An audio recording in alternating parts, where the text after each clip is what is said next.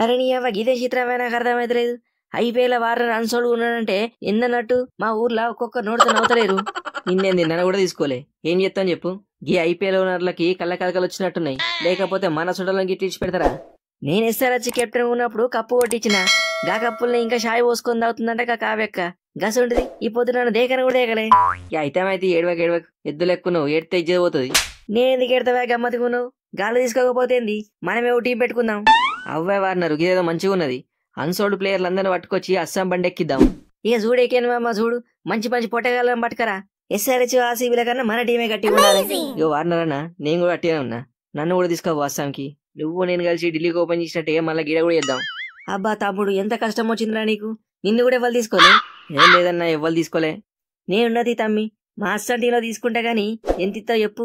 అగో ఎంత ఇచ్చుడేంది మరి, అటేరే అనుకున్నావా? అస్సాం పోనీకి మా బండి ఎక్కాలే, మరి దాని జాగ్ కావాలంటే పైసలు అవుతాయి.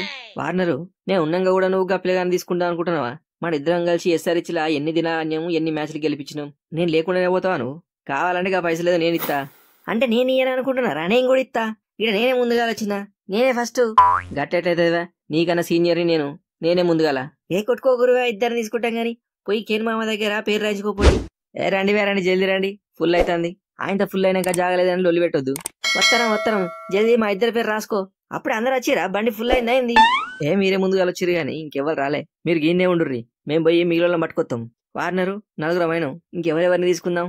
అన్నో నేను కూడా వస్తా అస్సాంకి, నన్ను కూడా తీసుకోపోరు జరా. తీసుకపోతాం గాని అట్టి కాదు, పైసలు అవుతాయి.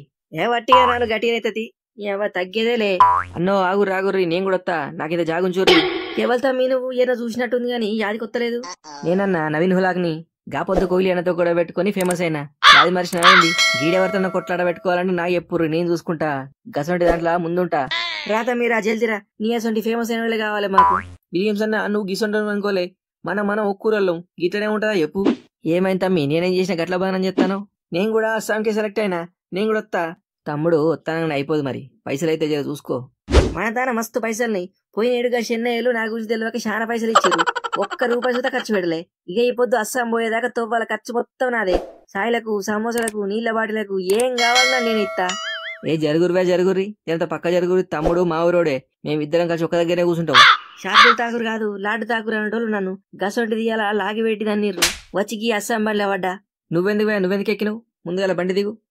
నేను వస్తేమైంది నీకు, ఇప్పటిదాకా ఇంతమందిని తీసుకున్నావు, నేను ఒక్కనే ఎక్కువైనా నీకు నన్నొద్దంటాను.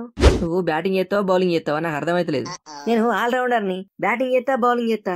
కాకపోతే బ్యాటింగ్ చేసినప్పుడు బౌలింగ్ చక్కగా చేయ, బౌలింగ్ చేసినప్పుడు బ్యాటింగ్ చక్కగా చేయ, గంతే. గట్లనా? అయితే ఓకే, గిసొంటలే మాకు కావాలి.